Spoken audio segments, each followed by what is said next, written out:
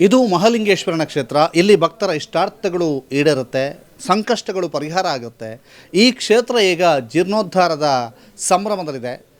ಬ್ರಹ್ಮಕಲಶೋತ್ಸವಕ್ಕೆ ಮಾರ್ಚ್ನಲ್ಲಿ ದಿನವನ್ನು ಕೂಡ ನಿಗದಿ ಮಾಡಲಾಗಿದೆ. ನಾವೀಗ ಇರುವಂತಹದ್ದು ಶ್ರೀ ಕ್ಷೇತ್ರ ಒಡಿಲು ಶ್ರೀ ಮಹಾಲಿಂಗೇಶ್ವರ ದೇವಸ್ಥಾನ ಪಡಂಗಡಿ, ಕುವೆಟ್ಟು, ಒಡಿಲ್ನಾಲ ಮತ್ತು ಸೋನಂದೂರು ಗ್ರಾಮಗಳಿಗೆ ಸಂಬಂಧಪಟ್ಟಂತಹ ಕ್ಷೇತ್ರ. ಕರ್ನಾಟಕ ಸರ್ಕಾರದ ಧಾರ್ಮಿಕ ದತ್ತಿ ಇಲಾಖೆಗೆ ಒಳಪಟ್ಟಿರುವಂತಹ ಕ್ಷೇತ್ರ. ಈ ಕ್ಷೇತ್ರವು ಕೂಡ ಈಗ ಜೀರ್ಣೋದ್ಧಾರದ ಒಂದು ಸಂಭ್ರಮದಲ್ಲಿದೆ. ಏನೆಲ್ಲ ಜೀರ್ಣೋದ್ಧಾರ ಆಗುತ್ತೆ ಮತ್ತು ಈ ಕ್ಷೇತ್ರದ ಐತಿಹ್ಯ, ಇಲ್ಲಿ ಭಕ್ತರ ಕಷ್ಟಗಳು, ಭಕ್ತರ ಇಷ್ಟಾರ್ಥಗಳು ಈಡೇರಿದಂತಹದ್ದು ಹಲವಾರು ಉದಾಹರಣೆಗಳಿದ್ದಾವೆ.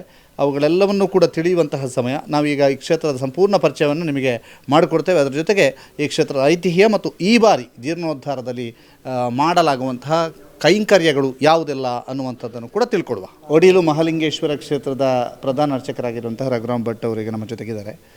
ಸರ್, ಈ ಒಂದು ಕ್ಷೇತ್ರ ಬೆಳೆದು ನಿಂತ ಬಗೆಯನ್ನು ನಿಮ್ಮಷ್ಟು ಸ್ಪಷ್ಟವಾಗಿ ವಿವರಣೆ ನೀಡುವವರು ಯಾರಿಲ್ಲ. ಆದ್ದರಿಂದ ಈ ಕ್ಷೇತ್ರ ಅಂದಿನಿಂದ ಇಂದಿನವರೆಗೆ ಹೇಗೆ ಬೆಳೆಯಿತು, ಹೇಗೆ ಬೆಳೆದು ಬಂತು ಅನ್ನುವಂಥದ್ದನ್ನು ಹೇಗೆ ವಿವರಿಸ್ತೀರಿ? ಹರಶಂಭೋ ಮಹಾದೇವ ವಿಶ್ವೇಶಾಮರವಲ್ಲಭ ಶಿವಶಂಕರರತ್ನೀಲಕಂಠ ನಮೋಸ್ತುತೆ. ಸದಾಶುದ್ಧ ದೇವತಾಭ್ಯೋ ನಮಃ, ಪರಿವಾರ ದೇವತಾಭ್ಯೋ ನಮಃ, ಸಕಲ ದೇವತಾಭ್ಯೋ ನಾಗದೇವತಾಭ್ಯೋ ನಮಃ. ನಮಗೆ ಇದು ರಂಗಣ್ಣ ಭಟ್ರು ಅಂತೇಳಿ ನನ್ನ ತಂದೆ. ಅವರು ಮುನ್ಕೂರಿನವರು. ಅವರು ಅನಂತಶಯನಕ್ಕೆ ಅಲ್ಲಿ ಏನೂ ಇಲ್ಲದೆ ಅನಂತಶಯನಕ್ಕೆ ನಂಬಿಗೆ ಕೂತ್ಕೊಳ್ಳಿಕ್ಕೆ ಹೋಗಿದ್ದಾರೆ. ಅಲ್ಲಿ ಸ್ವಲ್ಪ ಸಮಯ ನಂಬಿಯಲ್ಲಿ ಎಲ್ಲ ಕೆಲಸ ಮಾಡಿ ಆಮೇಲೆ ಕುತ್ಯಾರು ದೇವಸ್ಥಾನಕ್ಕೆ ಬಂದರು. ಅಲ್ಲಿ ಸೋಮನಾಥೇಶ್ವರ ದೇವಸ್ಥಾನದ ಪೂಜೆ ವಹಿಸಿಕೊಂಡರು. ಆವಾಗ ಬ್ರಾಹ್ಮಣರು ಕಡಿಮೆ ಇದ್ದರು. ಅಂಥ ಸಂದರ್ಭದಲ್ಲಿ ಇಲ್ಲಿ ಕುದುರೆಂಜ ಅಂತೇಳಿ ಒಂದು ಬಯಲುಂಟು. ಅಲ್ಲಿ ಕುದುರೆಂತಾಯರು ಅಂತೇಳಿ ಒಬ್ಬ ನಮ್ಮವರೇ ಇದ್ದರು. ಅವರು ಹೀಗೆ ಇಲ್ಲಿ ಬಲ್ಲೆ ಎಲ್ಲ ಆವಾಗ ಬಲ್ಲೆ ಎಲ್ಲ ಕೂಡಿತ್ತು. ಅದರಿಂದ ಇದು ಎಲ್ಲ ಕಾಣಲಿಲ್ಲ. ಮತ್ತು ಸ್ವಲ್ಪ ನಂತರ ಬಲ್ಲೆ ಎಲ್ಲ ಕರೆದು ನೋಡುವಾಗ ಇಲ್ಲಿ ಒಂದು ಮಹಾಲಿಂಗೇಶ್ವರ ದೇವಸ್ಥಾನದ ಆಕಾರ, ದೊಡ್ಡ ದೇವಸ್ಥಾನದ ಆಕಾರ ಎಲ್ಲ ಅವರಿಗೆ ಕಂಡು ಬಂತು. ಹಾಗೆ ಅವರೆಲ್ಲ ಊರಿನವರು ಮಾಡಿಕೊಂಡು ಇದು ಎಂಥದ್ದು ಅಂತೇಳಿ ಒಂದು ನಿರ್ಣಯಕ್ಕೆ ಒಂದು ಪ್ರಶ್ನೆ ಹಾಕಿದ್ರು. ಹಾಗೆ ಕುದುರೆಂತೆಯರು, ಅಮ್ಮಣ್ಣಯ್ಯರು, ಕೆರ್ಮಣ್ಣಯ್ಯರು 3 ಜನ ಸೇರಿ ಪ್ರಶ್ನೆ ಹಾಕಿ ಊರವನ್ನು ಕರೆದು ಪ್ರಶ್ನೆ ಹಾಕಿ ಇದು ಮಹಾಲಿಂಗೇಶ್ವರ ದೇವಸ್ಥಾನ ಅಂತ ಆಯಿತು. ಪ್ರಶ್ನೆಯಲ್ಲಿ ಕಂಡು ಬಂತು. ಹಾಗೆ ಇದಕ್ಕೆ ಸಂಬಂಧಪಟ್ಟ ಲಕ್ಷ್ಮೇಶ್ವರ ದೇವರದ್ದು ಒಂದು ಮಠ ಉಂಟು ಅಂತ ಬಂತು. ಹಾಗೆ ಅಲ್ಲಿ ಗೊತ್ತಾದ ಮೇಲೆ ಇಲ್ಲಿ ಎಲ್ಲ ಜರಿದು ಮುರಿದು ಹೋಗಿದೆ. ಆಮೇಲೆ ಅಲ್ಲಿಂದ ಅಜ್ಜನಲ್ಲಿ ಹೇಳಿದಂತೆ ವಾರಕ್ಕೆ 1 ದಿವಸ ಸೋಮವಾರ ಇಲ್ಲಿ ಬಂದು ಒಂದು ಪೂಜೆ ಮಾಡಿ ಹೋಗಬೇಕು ಅಂತ.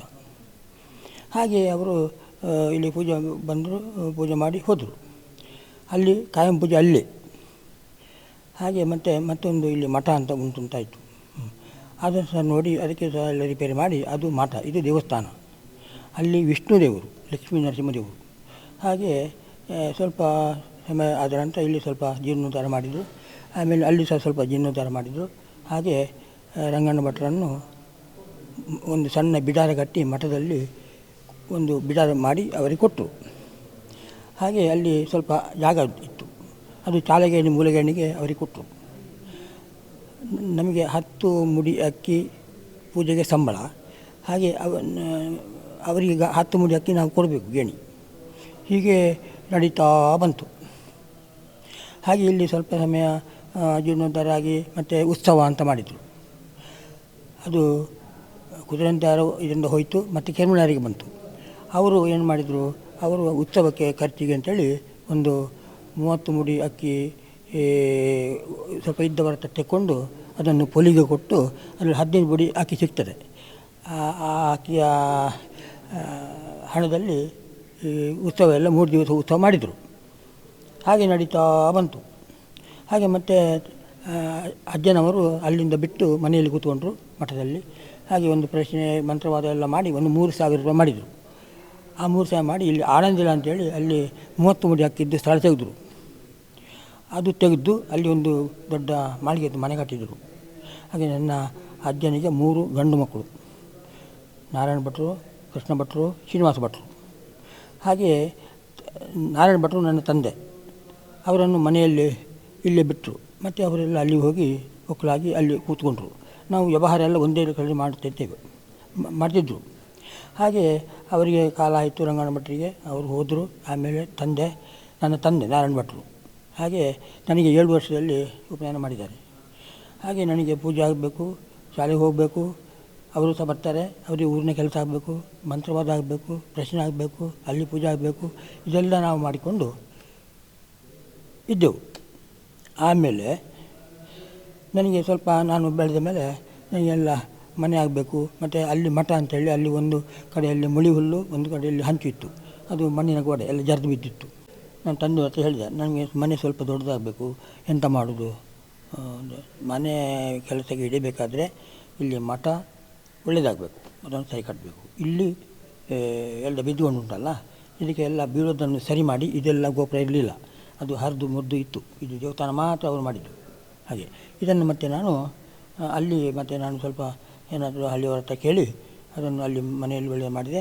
ಇಲ್ಲಿ ಸಹ ಇದಕ್ಕೆಲ್ಲ ಹಂಚು ಮತ್ತು ಗೋಡೆ ಓದದ್ದೆಲ್ಲ ಭರ್ತಿ ಮಾಡಿ ಅದಕ್ಕೆ ಮರ ಕೊಯ್ದು ಎಲ್ಲ ಸರಿ ಮಾಡಿ ನಮಗೆ ಭಕ್ತರಿಗೆ ಒಂದು ಕೂತ್ಕೊಳ್ಳುವ ಸ್ಥಳ ಮಾಡಿಬಿಟ್ಟೆ.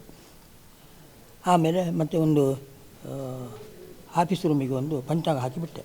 ಆಮೇಲೆ ಊರಿನವರಲ್ಲಿ ಬಂದು ನಿಮ್ಮ ಭಟ್ರೆ ನೀವು ಹಾಗೆಲ್ಲ ಮಾಡಿದರೆ ಅದು ಆಗೋದಿಲ್ಲ, ಅದು ಇನ್ನು ಸಮಿತಿ ಆಗಬೇಕು, ಆವಾಗೆಲ್ಲ ನೇಮ್ ಮಾಡಿದೆಲ್ಲ ಹೋಗ್ತದೆ, ಅದರಿಂದ ಸಮಿತಿ ಮಾಡು ಮತ್ತು ಶುರು ಮಾಡು ಅಂತ ಹೇಳಿದರು.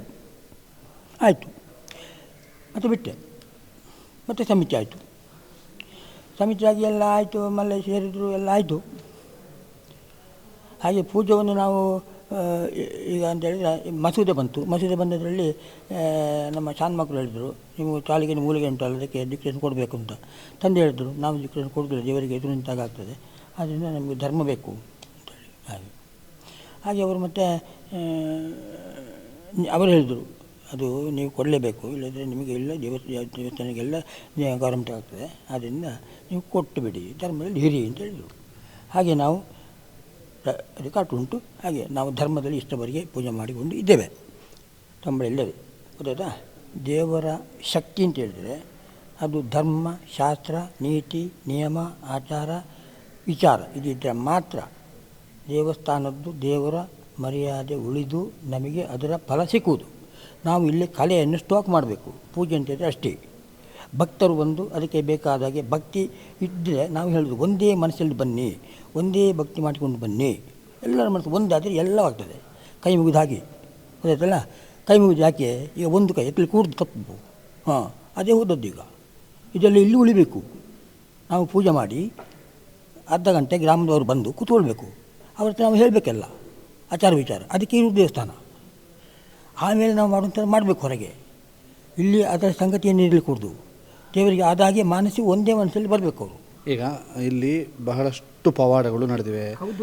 ಈಗ ಪವಾಡಗಳಲ್ಲಿ ಕೆಲವರಿಗೆ ಅವರ ಇಷ್ಟಾರ್ಥಗಳು ಈಡೇರಿದಂಥದ್ದು, ಅಂಥದ್ದು ಉದಾಹರಣೆಗಳನ್ನು ನೀವು ಸಾವಿರಾರು ನೋಡಿದ್ದೀರಿ.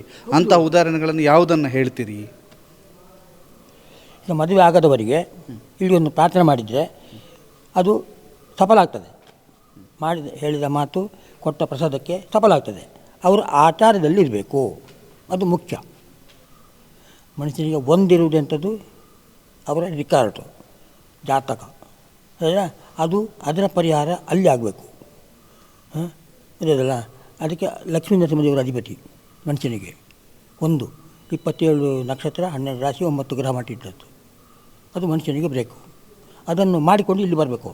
1, 2 ಆಯಿತಾ? ಈಗ ಪ್ರಶ್ನೆ ನೋಡುವಾಗಲೂ ಒಂದು ಅಲ್ಲಿಗೆ ಪರಿಹಾರ ಕೊಡಿ, ಹಾಗೆ ಬರುವುದು. ಒಂದು ಪರಿಹಾರ ಅಲ್ಲಿ ಆಗಬೇಕು, ಮತ್ತು ಇಲ್ಲಿಂದ ನಾವು ಪವಾಡ ಅವರೇ ಕೊಡೋದು. ಈಗ ನನಗೆ ಎಂತ ಬೇಕು ಅವ್ರ ಹತ್ರ ಕೇಳಬೇಕು. ನಾನೇ ನಮ್ಮನ್ನು ಇಟ್ಟುಕೊಂಡು ಕೇಳಲಿಕ್ಕೆ ಕೊಡೋದು, ಅಷ್ಟು ಅದನ್ನೇ ಕ್ರಮ ಉಂಟು. ಅಲ್ಲಿ ಅವರ ರಿಕಾರ್ಡ್ ಪ್ರಕಾರ ಇಲ್ಲದೆ ಇಲ್ಲಿ ನಾನು ಅವರಿಗೆ ಒಳ್ಳೆಯದು ಮಾಡಿ ಅಂತ ಹೇಳಿದರೆ ನನ್ನ ತಪ್ಪಾಗ್ತದೆ. ದೇವರು ಮಾತಾಡಲಿಲ್ಲ. ಅದಕ್ಕೆ ನಾವು ದೇವರಿಗೆ ಸರಿಯಾಗಿದ್ದರೆ ಅವರು ಎಲ್ಲ ಯಾವ ಕಷ್ಟಗಳುಂಟು ಮನುಷ್ಯನಿಗೆ ಅದನ್ನೆಲ್ಲ ಪರಿಹಾರ ಮಾಡ್ತಾರೆ, ಮಾಡಿದರು. ಈಗ ಮದುವೆ ಆಗದವರಿಗೆ ಮದುವೆ ಆಗ್ತದೆ, ಬೇರೆ ಈ ಕಷ್ಟ ನಷ್ಟ ಒಂದು ವ್ಯವಹಾರದಲ್ಲಿ ನಷ್ಟ ಆಗ್ತದೆ. ಅದಕ್ಕೆ ಇಲ್ಲಿ ಬಂದೊಂದು ಪ್ರಾರ್ಥನೆ ಮಾಡಿದರೆ ಅದು ಒಂದಾಗಬೇಕು ಅವ್ರದ್ದು. ಒಂದು 2ನೇ ನಾನು ಹಾಗೆ ಹೇಳಿದ್ರೆ ತಪ್ಪಾಗ್ತದೆ. ನಮ್ಮದು ದೇವರಿಗೆ, ನಿಮಗೆಲ್ಲ ದೇವರಿಗೆ ತಪ್ಪಾಗ್ತದೆ. ಮಠ ಒಂದು ಅದು ಅಲ್ಲಿ ಸೇವೆ ಮಾಡಿ ಇಲ್ಲಿ ಬರಬೇಕು ಎಲ್ಲರೂ. ಈಗ ಸೆಕ್ರೆಟರಿ ಇಲ್ಲದೆ ಸಭೆಗೆ ಹೋದರೆ ಆಗ್ತದಾ? ಇಲ್ಲಲ್ಲ. ಅದೇ ಆ ರಿಕಾರ್ಡ್ ಈಗ ಗೌರ್ಮೆಂಟ್ ಕಾನೂನು ಹೇಗೆ ಉಂಟು ಅದೇ ಸಹ ಇದು ಸಹ ಒಂದು ಲಕ್ಷ್ಮೀ ನರಸಿಂಹದೇವರು ವಿಷ್ಣು ಮಹಾವಿಷ್ಣು ಪ್ರಭು ವಿಷ್ಣು ಮಹೇಶ್ವರ ನೋಡಿ, ವಿಷ್ಣುವಿನಲ್ಲೇ ಬರೋದು ಎಲ್ಲ ದೇವರು. ಇದನ್ನು ನಾವು ಕಲ್ತವರು, ಪಾಠ ಮಾಡುವವರು, ದೇವರಲ್ಲಿ ಮಾತಾಡುವವರು. ಅದಕ್ಕೆ ಬೇಕಾಗಿ ನಾನು ಆ ನಿಘಂಟು ಇರುವುದು ಅಷ್ಟೇ. ಇನ್ನು ಸ್ವಲ್ಪ ಸಮಯ ಇರುವುದು, ನಾನು ಇದನ್ನೆಲ್ಲ ಬಿಟ್ಟರೆ ಎಲ್ಲ ಹೋಯಿತು. ಸರಿಯಾಗಿ ನಾನು ಹೇಳೋದು ಎಲ್ರಿಗೂ ಭಕ್ತರಿಗೆ, ಅವರು ದೇವರಿಗೆ ಸರಿಯಾಗಿ ಬನ್ನಿ, ಎಂತ ಬೇಕು ಅದು ಕೊಡ್ತಾರೆ ಅವರು, ನಾನು ಸರಿ ಮಾಡಿ ಇಡ್ತೇನಲ್ಲ. ಮತ್ತೊಬ್ಬ ಕೊಡುವ ಅನ್ಯಾಯಕ್ಕೆ ನಾನು ಇಲ್ಲಿ ಊಟ ಬಿಟ್ಟು 19 ವರ್ಷ ಆಯಿತು, 20 ವರ್ಷ ಆಯ್ತು. ಈಗ ರಾತ್ರಿ ಊಟ ಬಿಟ್ಟು ಮತ್ತು ನೀರು ಮುಟ್ಟಲಿಲ್ಲ. ಅಷ್ಟು ನಾನು ನನಗೆ ಬಿಟ್ಟು ಬೀಳ್ತದೆ ಅಷ್ಟೇ, ಗೊತ್ತಾಯ್ತಾ? ಅಷ್ಟೇ. ನಾನು ಮತ್ತೊಬ್ಬನ ತಪ್ಪಿಗೆ ನಾನು ಎದುರು ನಿಂತರೆ ನಮಗೆ ಬಿಟ್ಟು ಬೀಳ್ತದೆ. ಅದಕ್ಕೆ ಬೇಕಾಗಿ ಅದೆಲ್ಲ ಒತ್ತಡ ಬರ್ತದೆ, ಅವರದ್ದು ಎಲ್ಲ ಒತ್ತಡ ಬರ್ತದೆ. ಆ ಒತ್ತಡಕ್ಕೆ ಬೇಕಾಗಿ ನಾನು ಹಾಗೆ ಮಾಡಿಕೊಂಡಿದ್ದೇನೆ. ಅದನ್ನು ಆ ಕಲೆಗೆ ಉಂಟು ಕಲೆ, ಆದ್ದರಿಂದ ನನಗೆ ಬರಲಿಕ್ಕೂಡ್ದು. ಅದು ಅಂಥ ಕಲೆಯನ್ನು ಭಕ್ತರು ಅದನ್ನು ತಗೊಳ್ಬೇಕು. ಆ ರೀತಿಯಲ್ಲಿ ಬಂದು ನಾನು ಹೇಳೋದು ಅಷ್ಟೇ, ಎಲ್ಲ ಆಗ್ತದೆ. ಮಹಾಲಿಂಗೇಶ್ವರನ ನಂಬಿದರೆ, ಮಹಾಲಿಂಗೇಶ್ವರನಿಗೆ ಭಕ್ತಿಯಿಂದ ಪ್ರಾರ್ಥಿಸಿದರೆ ನಿಮ್ಮ ಇಷ್ಟಾರ್ಥಗಳು ಈಡೇರ್ತದೆ. ಅದರ ಜೊತೆಗೆ ನಿಮ್ಮ ಜಾತಕದ ದೋಷಗಳನ್ನು ಎಲ್ಲಿ ಪರಿಹರಿಸಿಕೊಳ್ಳಬೇಕೋ ಅಲ್ಲೇ ಪರಿಹರಿಸಿಕೊಂಡು ಮಹಾಲಿಂಗೇಶ್ವರನತ್ತ ಬಂದರೆ ನಿಮ್ಮ ಇಷ್ಟಾರ್ಥಗಳು ಸಿದ್ಧಿಸುವುದರಲ್ಲಿ ಎರಡು ಮಾತೇ ಇಲ್ಲ ಅನ್ನುವಂತಹದ್ದನ್ನು ಪ್ರಧಾನ ಅರ್ಚಕರು ಹೇಳಿದರು. ಈ ಬಗ್ಗೆ ನಮ್ಮ ಜೊತೆಗೆ ಮಾತನಾಡೋದಕ್ಕೆ ಈ ಒಂದು ಸಮಿತಿಗಳ ಪ್ರಮುಖರಿದ್ದಾರೆ, ಅವರೆಲ್ಲರೂ ಕೂಡ ಜೊತೆಯಾಗಿ ಈಗ ಇದ್ದಾರೆ. ಅವ್ರ ಹತ್ರನೂ ಕೂಡ ಮಾತನಾಡಿಸುವ. ಒಡಿಲು ಕ್ಷೇತ್ರದ ಐತಿಹ್ಯ ಏನು? ಒಡಿಲು ಕ್ಷೇತ್ರದ ಜೀರ್ಣೋದ್ಧಾರ ಈ ಹಿಂದೆ ಆಗಿದ್ಯಾವಾಗ ಮತ್ತು ಈಗ ಜೀರ್ಣೋದ್ಧಾರದ ಕೆಲಸಗಳು ಏನೆಲ್ಲ ಆಗಲಿಕ್ಕಿದೆ? ಈ ಬಾರಿ ಒಡಿಲು ಕ್ಷೇತ್ರದಲ್ಲಾಗುವಂತಹ ಬಹುದೊಡ್ಡ ಬದಲಾವಣೆಗಳು ಏನು? ಮತ್ತು ಒಡಿಲು ಕ್ಷೇತ್ರದ ಪುಷ್ಕರಣಿಯ ಕೆಲಸ ಇರ್ಬೋದು ಅಥವಾ ಬೇರೆ ಬೇರೆ 2 ಕೋಟಿಯ ಕಾಮಗಾರಿಗೆ ಈಗಾಗಲೇ ಚಾಲನೆಯನ್ನು ನೀಡಲಾಗಿರುವಂಥದ್ದು, ಜೊತೆಗೆ ಭಜನಾ ತಂಡವು ಮನೆ ಮನೆಗೆ ತೆರಳಿರುವಂಥದ್ದು, ಎಲ್ಲ ವಿಚಾರಗಳ ಬಗ್ಗೆ ಮಾತನಾಡೋದಕ್ಕೆ ಕಮಿಟಿಯ ಪ್ರಮುಖರು ಎಲ್ಲರೂ ಕೂಡ ನಮ್ಮ ಜೊತೆಗಿದ್ದಾರೆ. ಇಡೀ ಕಮಿಟಿಯ ಈಗ ನಾವು ವರದಿ ಮಾಡಲಿಕ್ಕೆ ಬಂದಂತಹ ಸಂದರ್ಭದಲ್ಲಿ ಯಾರೆಲ್ಲ ಇದ್ದಾರೆ ಅವರನ್ನು ತೋರಿಸ್ತಾ ಇದ್ದೀವಿ. ಅವರು ಒಂದು ಪರ್ಟಿಕ್ಯುಲರ್ ಬೇರೆ ಮೀಟಿಂಗಿಗೆ ಬಂದವರು ಈಗ ನಮ್ಮ ಜೊತೆಗೆ ಮಾತನಾಡಲಿಕ್ಕೂ ಕೂಡ ಸಿಕ್ಕಿದ್ದಾರೆ. ಸರ್, ಈಗ ಒಡಿಲು ಕ್ಷೇತ್ರದ ಬ್ರಹ್ಮ ಕೆಲಸಕ್ಕೆ ಎಲ್ಲ ಸಿದ್ಧತೆ ಆಗ್ತಾಯಿದೆ. ಕ್ಷೇತ್ರದಲ್ಲಿ ಪ್ರಮುಖವಾಗಿ ಏನೆಲ್ಲ ಕಾಮಗಾರಿಗಳು ಈ ಬಾರಿಯ ಜೀರ್ಣೋದ್ಧಾರದಲ್ಲಿ ನಡೀಲಿಕ್ಕಿದೆ? ಶ್ರೀ ಕ್ಷೇತ್ರ ಒಡಿಲು ಶ್ರೀ ಮಹಾಲಿಂಗೇಶ್ವರ ದೇವಸ್ಥಾನ 4 ಗ್ರಾಮಗಳನ್ನು ಒಳಗೊಂಡಂಥ ದೇವಸ್ಥಾನ ಇದು. ಪಡಂಗಾಡಿ, ಹುವೆಟ್ಟು, ಸೋಣಂದೂರ ಹಾಗೂ ಒಡಿಲ್ನಾಳ ಈ 4 ಗ್ರಾಮದ ವ್ಯಾಪ್ತಿಗೆ ಬರುವಂಥ ಈ ದೇವಸ್ಥಾನ ಸುಮಾರು 800 ವರ್ಷಗಳ ಇತಿಹಾಸವನ್ನು ಹೊಂದಂಥ ಅತ್ಯಂತ ಪುರಾತನ ದೇವಸ್ಥಾನ. ಗತಕಾಲದಲ್ಲಿ ಅಜಿಲ ಸೀಮೆಗೆ ಒಳಗೊಂಡಂತೆ ಲಿಂಗಾಯತ ಮನೆತನದವರು ಈ ಒಂದು ದೇವಸ್ಥಾನವನ್ನು ನಿರ್ಮಾಣ ಮಾಡಿದರು ಎನ್ನುವಂಥ ಒಂದು ಐತಿಹ್ಯ ನಮ್ಮ ಗಮನಕ್ಕೆ ಬರ್ತಾ ಇದೆ. ವಿಶೇಷವಾಗಿ ಇಲ್ಲಿ ಪ್ರಧಾನ ದೇವರಾಗಿ ಶ್ರೀ ಮಹಾಲಿಂಗೇಶ್ವರ ದೇವರು, ಸಪರಿವಾರ ದೇವರುಗಳಾಗಿ ಶ್ರೀ ಗಣಪತಿ, ಶ್ರೀ ಶಾಸ್ತಾರ ಮತ್ತು ಶ್ರೀ ದುರ್ಗಾ ಪರಮೇಶ್ವರಿ ಇವರು ಸಪರಿವಾರ ದೇವರುಗಳಾಗಿ, ಮತ್ತು ವಿಶೇಷವಾಗಿ ಈ ಕ್ಷೇತ್ರದ ಸಾನ್ನಿಧ್ಯದಲ್ಲಿ ರಕ್ತೇಶ್ವರಿ, ಪಿಲಿಚಾಮುಂಡಿ, ಕೊಡಮಣಿತಾಯ, ಗುಳಿಗ, ಭೈರವ ಮತ್ತು ಕಲ್ಲೊಟ್ಟಿ ಪಂಜುರ್ಲಿ ಈ ದೈವಗಳು ಈ ಕ್ಷೇತ್ರದ ಆರಾಧ್ಯ ದೈವಗಳಾಗಿ ಇದ್ದುಕೊಂಡು ನಮ್ಮ ಕ್ಷೇತ್ರದ ಸಾನ್ನಿಧ್ಯವನ್ನು ವೃದ್ಧಿ ಮಾಡ್ತಾ ಇದೆ. ವಿಶೇಷವಾಗಿ ಈ ದೇವಸ್ಥಾನದ ಇತಿಹಾಸವನ್ನು ನಮ್ಮ ಗಮನಕ್ಕೆ ಬಂದಾಗೆ ಈ ದೇವಸ್ಥಾನ ಅತ್ಯಂತ ವೈಭವಪೂರ್ಣವಾಗಿತ್ತು ಎನ್ನುವಂಥ ಒಂದು ಇತಿಹಾಸವನ್ನು ಕಂಡುಕೊಂಡಿದ್ದೇವೆ. ಈ ದೇವಸ್ಥಾನದಲ್ಲಿ ಜಾತ್ರಾ ಮಹೋತ್ಸವಗಳಾಗ್ತಾಯಿತ್ತು, ರಥೋತ್ಸವ ಆಗ್ತಾಯಿತ್ತು. ದೇವರು ಜಾತ್ರೆಯ ನಂತರ ಜಳಕಕ್ಕೆ ನಮ್ಮ ಹಳ್ಳಿಯ ಬಯಲು ಪ್ರದೇಶದಲ್ಲಿ ಸೀದಾ ನಮ್ಮ ಹತ್ತಿರದ ಕಾರ್ಯಾಣ ಅಂತ ಹೇಳುವಂಥ, ಇಲ್ಲಿಂದ ಸುಮಾರು ಈಗ ಮಾರ್ಗದ ಬದಿಯಿಂದ ಹೋಗೋದಾದರೆ ಸುಮಾರು 8 ಕಿಲೋಮೀಟರ್ ದೂರದಲ್ಲಿರುವಂಥ ಕಾರ್ಯಾಣದಲ್ಲಿ ದೇವರಗುಂಡಿ ಎನ್ನುವ ಸ್ಥಳದಲ್ಲಿ ದೇವರ ಜಳಕ ಆಗ್ತಿತ್ತು. ಅಲ್ಲಿ ಹೋಗಿ ಜನರು ಮತ್ತೆ ಭಕ್ತಿಪೂರ್ವಕವಾಗಿ ದೇವರನ್ನು ಕರ್ಕೊಂಡು ಬಂದು ದೇವರನ್ನು ಒಳಗೆ ಮತ್ತೆ ಸ್ವಸ್ಥಾನಕ್ಕೆ ಕೊಂಡೋಗ್ತಿದೆ ಅನ್ನುವಂಥ ಇತಿಹಾಸವನ್ನು ಕಂಡುಕೊಂಡಿದ್ದೇವೆ. ಈ ದೇವಸ್ಥಾನದಲ್ಲಿ ರಥೋತ್ಸವ ಕೂಡ ಆದ ಬಗ್ಗೆ ಪುರಾವೆಗಳು, ಯಾಕಂದರೆ ನಮಗಿಲ್ಲಿ ಹಳೆಯ ದೇವಸ್ಥಾನ ಜೀರ್ಣೋದ್ಧಾರ ಸಂದರ್ಭದಲ್ಲಿ ರಥದ ಕೊಟ್ಟೆ ಅಂತಲೇ ಇತ್ತು, ಆದರೆ ರಥ ಇರಲಿಲ್ಲ. ಏನು ಅಂತ ಹೇಳಿದ್ರೆ ಈ 3 ದೇವಸ್ಥಾನಗಳು, ಒಂದು ಒಡಿಲು ಶ್ರೀ ಮಹಾಲಿಂಗೇಶ್ವರ, ಇತ್ತೀಚೆಗೆ ಜೀರ್ಣೋದ್ಧಾರಗೊಂಡು ಪ್ರತಿಷ್ಠೆಗೊಂಡಂಥ ಕಿರಾತಮೂರ್ತಿ ಮಹಾಲಿಂಗೇಶ್ವರ, ಅದೇ ರೀತಿ ಬೆಳಾಲಿನ ಮಾಯಾ ಮಹಾದೇವ ದೇವಸ್ಥಾನ, ಈ 3 ದೇವಸ್ಥಾನಗಳು ಅರಸರ ನಂತರ ಕೆರ್ಮುಣ್ಣೆಯ ಕುಟುಂಬಸ್ಥರು ಆಡಳಿತವನ್ನು ಮಾಡಿಕೊಂಡು ಬಂದಿದ್ದರು ಅಂತ ಹೇಳುವಂಥ ಮಾತನ್ನು ನಾವು ತಿಳ್ಕೊಂಡಿದ್ದೇವೆ. ಆ ಸಂದರ್ಭದಲ್ಲಿ ಆರ್ಥಿಕ ಕ್ರೋಢೀಕರಣಗಳು ಕಡಿಮೆ ಆದಾಗ ಈ ದೇವಸ್ಥಾನಗಳು ಜೀರ್ಣೋದ್ಧಾರದ ಅಜೀರ್ಣಾವಸ್ಥೆಗೆ ಬಂದ ಸಂದರ್ಭದಲ್ಲಿ ನಮ್ಮ ಕಿರಾತಮೂರ್ತಿ ದೇವಸ್ಥಾನ ಪೂರ್ತಿ ಅಜೀರ್ಣಕ್ಕೆ ಬಂದಾಗ ಕೇವಲ ಅಲ್ಲಿ ಲಿಂಗ ಮಾತ್ರ ಇತ್ತು. ಆ ಲಿಂಗವನ್ನು ಮತ್ತೆ ಒಂದು ಉತ್ಕೃಷ್ಟ ಸ್ಥಿತಿಯಲ್ಲಿದ್ದಂಥ ಮಾಯಾಬೆಳಾಲಿನ ದೇವಸ್ಥಾನದಲ್ಲಿ ಅಲ್ಲಿ ನೇತ್ರಾವತಿ ನದಿಯಿಂದ ಹೊಳೆಯಲ್ಲಿ ತಂದಂಥ ಮೂರ್ತಿಯನ್ನು ಬದಿಗಿಟ್ಟಲ್ಲ ಅದನ್ನು ನದಿಯಲ್ಲಿ ವಿಸರ್ಜನೆ ಮಾಡಿಕೊಂಡು ಇಲ್ಲಿ ಚಂದದ ಏನು ಶಿವಲಿಂಗ ಐತೆ ಅದನ್ನು ಅಲ್ಲಿ ಪ್ರತಿಷ್ಠಾಪನೆ ಮಾಡಿದರು. ಅದಕ್ಕೋಸ್ಕರ ಅಲ್ಲಿ ಚಿಂತನಾ ಪ್ರಶ್ನೆ ನಡೆದಾಗ ಇದು ಲಿಂಗ ಮೂಲ ಲಿಂಗ ಅಲ್ಲ, ನಿಮ್ಮದಲ್ಲ ದೇವರು, ನಿಮ್ಮ ದೇವರು ಬೇರೆ ಇದ್ದಾರೆ ಅಂತ ಹೇಳುವಾಗ ಬಂದಾಗ ಅವರ ಬ್ರಹ್ಮಕಲಶ ಸಂದರ್ಭದಲ್ಲಿ ಮತ್ತೆ ನೇತ್ರಾವತಿ ನದಿಯಲ್ಲಿ ಮುಳುಗಿ ಅಲ್ಲಿಂದ ಲಿಂಗವನ್ನು ತಂದು ಪ್ರತಿಷ್ಠಾಪನೆ ಮಾಡಿಕೊಂಡು ಈ ದೇವರನ್ನು ಅಲ್ಲಿ ಹತ್ತಿರದಲ್ಲಿ ಪ್ರತಿಷ್ಠಾಪನೆ ಮಾಡಿದರು. ಆ ಹಿನ್ನೆಲೆಯಲ್ಲಿ ಮತ್ತೆ ಓಡಿಲ್ನಾಳ ಕಿರಾತಮೂರ್ತಿ ದೇವರನ್ನು ಯಾವ ರೀತಿ ಎತ್ತಿನ ಗಾಡಿಯಲ್ಲಿ ಕೊಂಡೋಗಿದ್ದ ದೇವರನ್ನು ಅದೇ ರೀತಿಯಲ್ಲಿ ವೈಭವಪೂರ್ಣವಾಗಿ ಕಳೆದ ವರ್ಷ ನಾವು ಕರ್ಕೊಂಡು ಬಂದು ದೇವರನ್ನು ಪ್ರತಿಷ್ಠೆ ಮಾಡಿದೆ. ಇನ್ನೊಂದು ಇಲ್ಲಿದ್ದು ರಥದ ಹಿನ್ನೆಲೆ ಕೇಳುವಾಗ ನಾವು ತಿಳ್ಕೊಂಡಾಗೆ ಈ ರಥವನ್ನು ಕೂಡ ಕೊಂಡೋಗಬೇಕು. ಯಾಕಂದರೆ ಇಲ್ಲಿ ದೇವಸ್ಥಾನದ ಜಾತ್ರಾ ಮಹೋತ್ಸವ ನಿಂತು ಹೋದ ಸಂದರ್ಭದಲ್ಲಿ ರಥ ಅತ್ಯಂತ ಚಂದದ ರೀತಿಯಲ್ಲಿತ್ತು. ಅತ್ಯಂತ ಸುಸ್ಥಿತಿಯಲ್ಲಿದ್ದ ರಥವನ್ನು ಮಾಯಾಬೆಳಾಲಿಗೆ ಕೊಂಡೋಗಬೇಕೆನ್ನೋ ಒಂದು ಸಂಕಲ್ಪ ಮಾಡಿಕೊಂಡು ಆಡಳಿತ ಕಮಿಟಿಯವರು ಅವತ್ತು ಎತ್ತಿನ ಗಾಡಿ ಮೂಲಕ ಇದನ್ನು ಕೊಂಡೋಗಬೇಕು ಮರುದಿವಸ ಅಂತೇಳಿ ಮರುದಿವಸ ಬಂದಾಗ ಅದಕ್ಕೆ ಬೆಂಕಿ ಹತ್ತಿ ಇಲ್ಲಿ ನಾಶ ಆಗಿ ಹೋಗಿತ್ತು. ಯಾಕಂದರೆ ಇಲ್ಲಿ ಒಪ್ಪಿಗೆ ಇರಲಿಲ್ಲ ದೇವರಲ್ಲಿ ಆ ರಥವನ್ನು ಕೊಂಡೋಗಲಿಕ್ಕೆ. ಅದು ಕೂಡ ನಾವು ಚಿಂತನಾ ಪ್ರಶ್ನೆಯಲ್ಲಿ ಬಂದಿರುವಂಥದ್ದು ಐತಿಹ್ಯ. ಅಂದರೆ ವೈಭವಪೂರ್ಣವಾಗಿ ಇಲ್ಲಿ ಜಾತ್ರಾ ಮಹೋತ್ಸವ ಆಗ್ತಾಯಿತ್ತು ಅಂತ ಹೇಳುವಂಥಕ್ಕೆ ಒಂದು ಕುರುಹುಗಳು ನಮ್ಮ ಗಮನಕ್ಕೆ ಬರ್ತಾಯಿದೆ.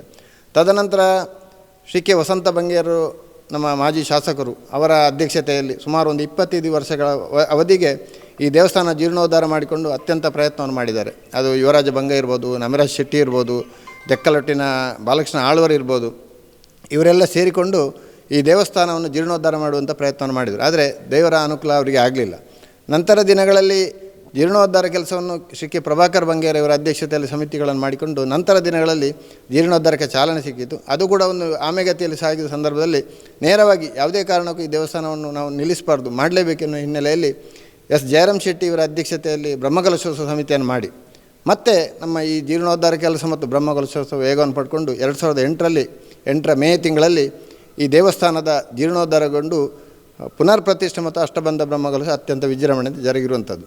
ಆ ಸಂದರ್ಭದಲ್ಲಿ ಏನೆಲ್ಲ ಕೆಲಸಗಳಾಗಬೇಕು ಅವತ್ತು ಊರಿನ ಜನರು, ಪರ ಊರಿನ ಭಕ್ತರು ಬಂದು ಶಕ್ತಿ ಮೀರಿ ಪ್ರಯತ್ನ ಪಟ್ಟರ ಪರಿಣಾಮವಾಗಿ ಒಂದು ಸುಂದರ ದೇವಸ್ಥಾನವನ್ನು ಕಟ್ಟಲಿಕ್ಕೆ ಆಗಿದೆ. ಆ ಸಂದರ್ಭ ವಿಶೇಷವಾಗಿ ಎಲ್ಲ ಊರ ಪರವರ ಭಕ್ತಾಭಿಮಾನ ವಿಶೇಷವಾಗಿ ಶ್ರಮದಾನದ ಮೂಲಕ ಇಲ್ಲಿ ಕೆಲಸ ಮಾಡಿರುವಂಥದ್ದು ಉಲ್ಲೇಖನೀಯ. ಆ ಸಂದರ್ಭದಲ್ಲಿ ಕೂಡ ವಿಶೇಷವಾಗಿ ನಮ್ಮೊಂದಿಗೆ ಇವತ್ತಿಲ್ಲ ಶ್ರೀಯುತ ಸುಬ್ರಹ್ಮಣ್ಯ ಪ್ರಸಾದ್ ಅವರು ಕೂಡ ವ್ಯವಸ್ಥಾಪನಾ ಸಮಿತಿಯಲ್ಲಿ ಇದ್ದರು, ನಾನು ಕೂಡ ಆಗ ವ್ಯವಸ್ಥಾಪನಾ ಸಮಿತಿಯಲ್ಲಿದ್ವಿ.